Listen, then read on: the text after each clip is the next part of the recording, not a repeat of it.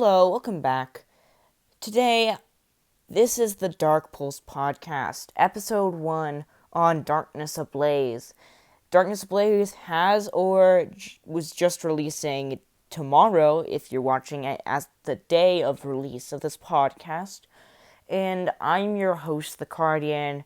We're going to be doing a podcast on whatever the crap we want with the Pokemon TCG. So if you want to see more of this, like this video, and also subscribe to the channel if you want to see more content like this. Also, if you do want to see a co-host join the show, you can also comment down below your suggestions for the show. I'll gladly take advice, and that'd really be appreciated. But anyway, let's get into the overview. So first, we're going to be talking about some big cards coming from Darkness Ablaze. Some cards you're going to be looking for through the set. And then we're going to be looking at the deck that's coming with Darkness Ablaze. That is called Mad Party. Then we will go ahead and look at the top 3 decks from limitlesstcg.com. If you want to visit their site, it's a really nice site. Go check it out. They have a lot of good stats for your favorite decks. And also, last but not least, we'll reveal our plans for the next week, so stay tuned to the end of the video. But, before we get started, make sure you guys sit down or do something you're thinking will take a long time and listen to this great podcast, because it's going to be a very entertaining and hopefully long ride. So, let's get into it. Our first section is on Darkness Ablaze. Now, Darkness Ablaze is coming out tomorrow at the time of this recording. So, what I think we should do is tell you what cards you're going to be looking for. Either if you're buying 6 booster boxes or just 3 packs at the store. It's good to know what you're supposed to be looking for. And while this doesn't list all the V and V Maxes in the set, it does mention the most competitive cards or costly cards. Because there is one of these 4 cards that actually is a very powerful card, but not really competitively, but money-wise. So, make sure you look for that. I'll give you also I figured out how much there are a pull ratio for this card. So, yeah. But first, we gotta talk about the big star of this set, Eternatus VMAX. And Eternatus VMAX goes ahead and claims this first spot because he expands your bench, but there's a twist. So, his ability reads, basically, you can only have dark Pokemon in play. As long as you only have dark Pokemon in play, you may have 8 bench spaces. And his attack does 30 damage times the amount of dark Pokemon in play. That goes up to 270.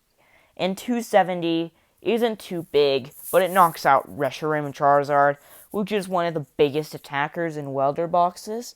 Also knocks out Pikarom, Zacian, and yeah, it does a lot of powerful damage. And with super effectiveness, you're getting a knockout on Eternatus VMAX. So, not Eternatus VMAX, sorry, I'm thinking too much in the moment. You're getting a knockout on Dragapult VMAX, which is one of the biggest decks coming out from Rebel Clash. So, you're going to get a really big hit on this, but I do expect that there will be some rogue fighting decks for your tournaments, because they just want to counter both electric and dark. And it's going to be tricky to go against them, but I bet the decks will prove to be very powerful with Eternatus VMAX. But you can't use cards like Dedenne GX with it, or any of the other cards. There's no real good draw dark Pokemon yet in TCG, but you can use it in combination with our next card, Crobat V. Now, Crobat V is an interesting card because uh, Crobat V gets to go ahead, and when you play it, its ability is Night Asset. When you play it, you get to draw until you have 6 cards in your hand. You can only use one Night Asset per turn. There we go. And its attack isn't worth talking about, but this Pokemon is big for Eternatus VMAX decks because Eternatus VMAX decks would be left in the dust without the consistency of Pokemon Draw. I mean, every deck utilizes Pokemon Draw in some way, whether it's Savali GX or Miss Magius, which is getting banned. And also, what was I going to say? Just any card that you're going to draw with. It's really great to have that in your deck, and Crobat V opts in to help Eternatus VMAX do that. So, also something big about Crobat V is they've realized how broken Shaman EX was. Because we're seeing this in the expanded format right now, but Shaman EX is really broken right now because we've entered a phase where EXs aren't outclassed with cards from this era. Their GXs and Vs are outclassed, but the cards that are EXs, they are not outclassed. And the card I'm talking about is Scoop Up Net. And Shaman does not have a regulation on whether you can use 2 of it per turn or 15 of it per turn. So, obviously, I'm just making that number up, but the point still stands. And all decks utilize this and expanded. Some of the most broken decks have come. So, they've realized this, and they don't want a Shaman EX anymore. They want a Crobat V. They want something that you can only use once during your turn to help there not be so broken decks in the world. And I do say, maybe Pokemon should ban Scoop Up Net in Expanded, or maybe Shaman EX. I don't want to see Shaman EX banned, though, but it's obviously reasonable because Crobat V is coming in to replace Shaman EX, and I see it as a great opportunity. So, the big chase card.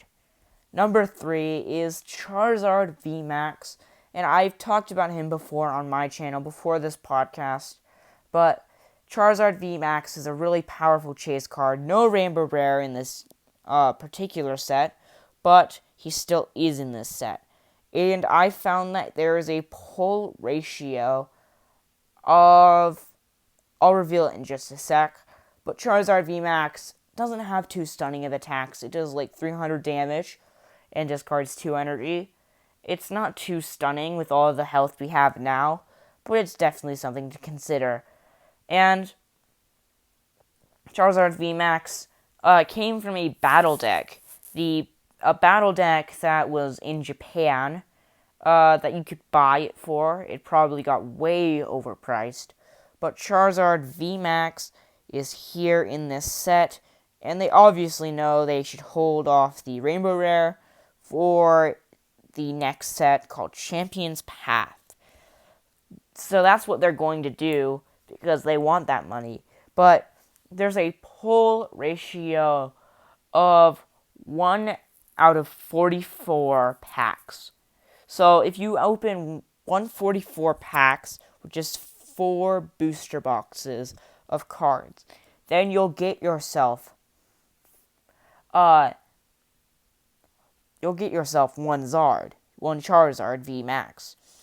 And this is particularly interesting, and you might want to think about this, because you might want to buy a box, and understand that you might as well buy 4 boxes.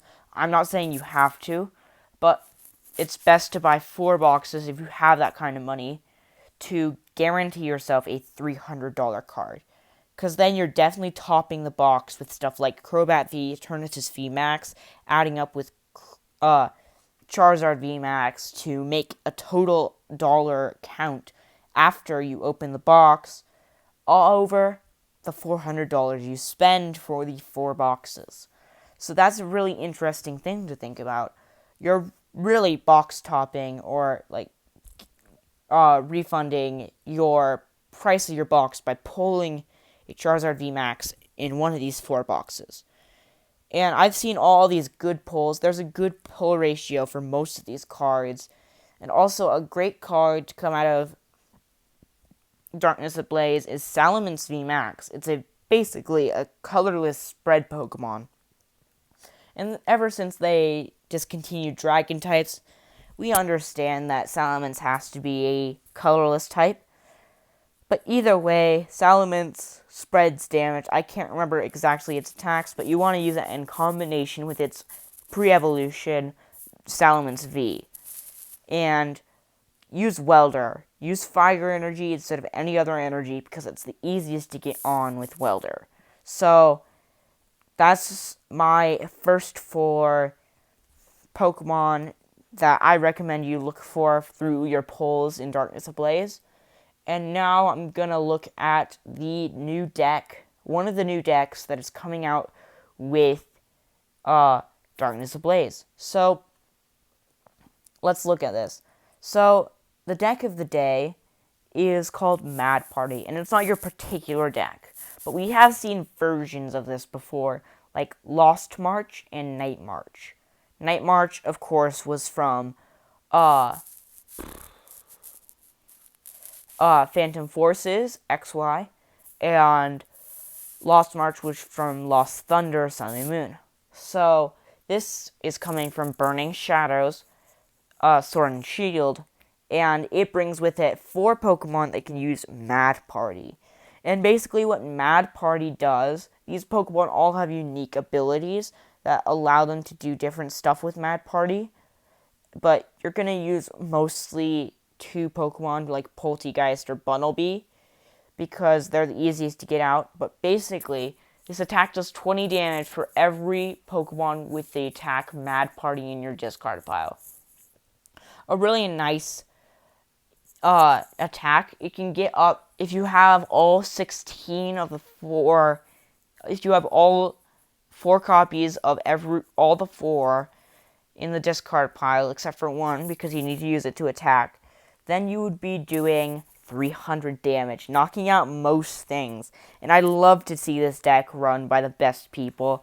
It's a really fun concept. I like that they keep doing it. And it's not going to be too much of a good deck, but I'm going to guarantee you it's going to be a deck people aren't going to be building around.